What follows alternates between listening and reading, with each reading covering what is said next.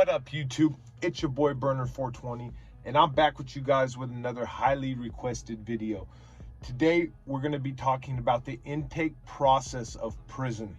What is it like going to prison, and what is to be expected? Okay, before we get into this, I need all of you guys to please do me a favor. If you're not subscribed to the stream, click the subscribe button. Right next to it, there's going to be a bell. Click the bell to make sure that you guys know about every video I drop.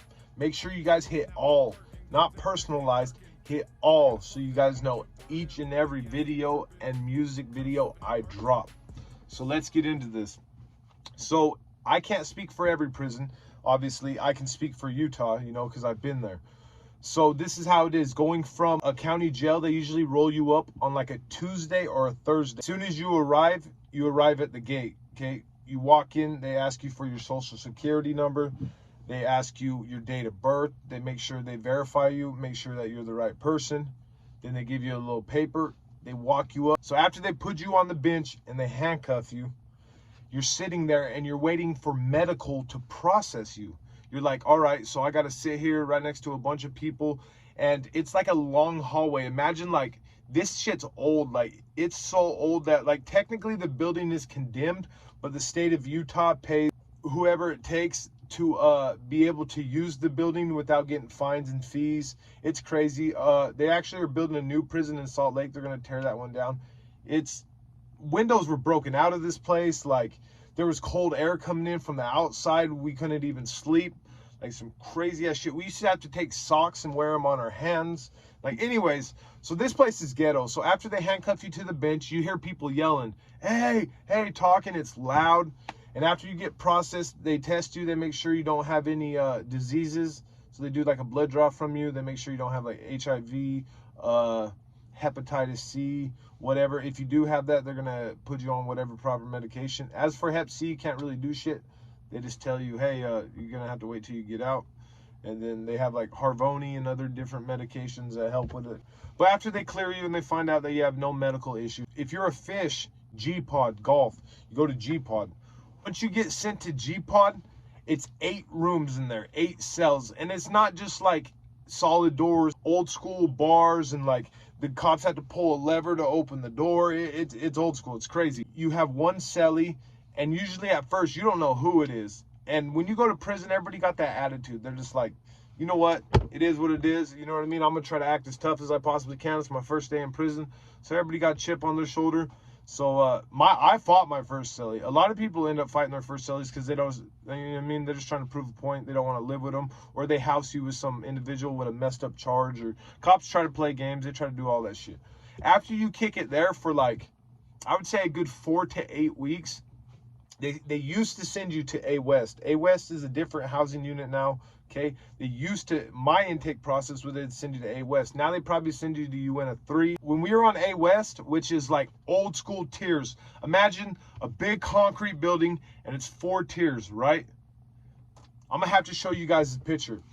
And after A-West, you wait there for like 6 to 18 weeks. And A-West is like terrible. It was the most ghettoest thing in the world. All the windows were broken out of it. That's why I told you guys you had to put socks.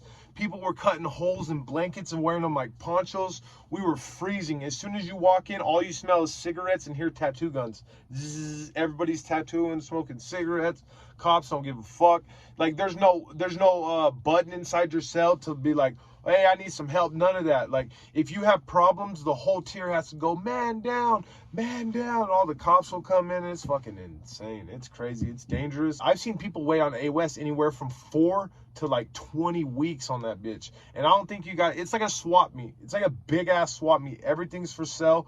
Like, so instance, I get this bottle of water and I have a fucking piece of bread, right? I'm like, I got 1 piece of bread for a bottle of water. Or someone's gonna be like, I got 1 bottle of water for 2 juices. Like that's all you hear all day is people screaming, you know, barter and stuff, drugs being sold, just all types of shit, shoes being sold, pencils, chewing tobacco, anything you can possibly find, right? It's dangerous over there, but it's also, it's kind of fun.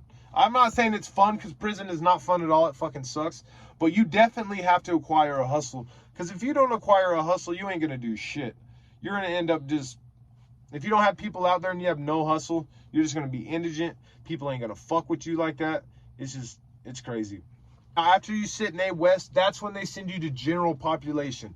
Now you're an official inmate, right? Like, you're actually, like, you got your whites. Instead of wearing an orange jumpsuit, you got like a top and a bottom, you know what I mean? They're like whites. You can like iron them up, make them look crispy, get you some, like, now you can start ordering like Reeboks and like nice shoes, Nikes. That's the process it takes to get onto the yard. Okay, now if you go through that process and you're a rat or snitch or something, like, the cops aren't going to allow you to go to the yard. They're just going to check you in and you're going to go to max or some other shit, right? Now, my first day in prison, this is what happened. You handcuffed me to that damn thing, okay? I'm sitting there, I'm like, oh, this is crazy. And at the time, you know, I used to be a gang member. There was an active gang war going on. But at this certain individual time, I did not gangbang, right? Okay, I was actually just, I grew up with these individuals, but I wasn't associated, and I didn't end up gangbanging until like a few years into prison. That's when I, you know, caught affiliation, and I worked my way up the COC, the chain of command. So my first day, I'm handcuffed to that bench. I'm chilling, right? They call me back. They test me. I got no problems or anything. Well, the cop lets me keep my shoes from the street, because the intake's supposed to like check your shit in, and the cop let me sneak my shoes. So I had my shoes. So I go to my cell, I have my shoes on, and I walk inside, and this dude, I was like, what's up, man? And there's just some funky ass shit going on, and I ended up beating him up. The cops move him outside of my cell. Now, they were gonna move me to the hole at the time, but like, I'm already in the hole. I'm in a fucking cell where I can't order commissary. So they just kept me over there.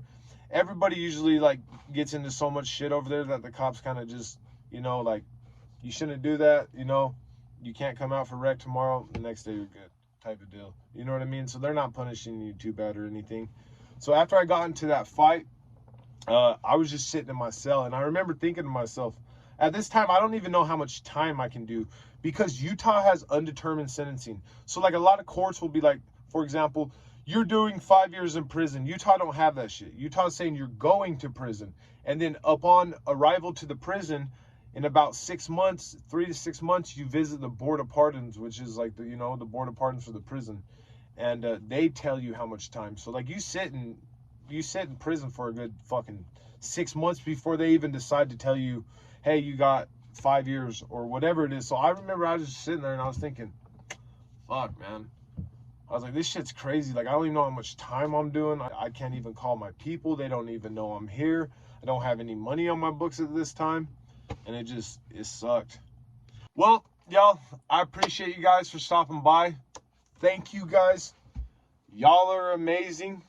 And like I said, please make sure you guys are subscribed and have every single notification on all, not personalized. Much love and respect, you guys. Have a beautiful day.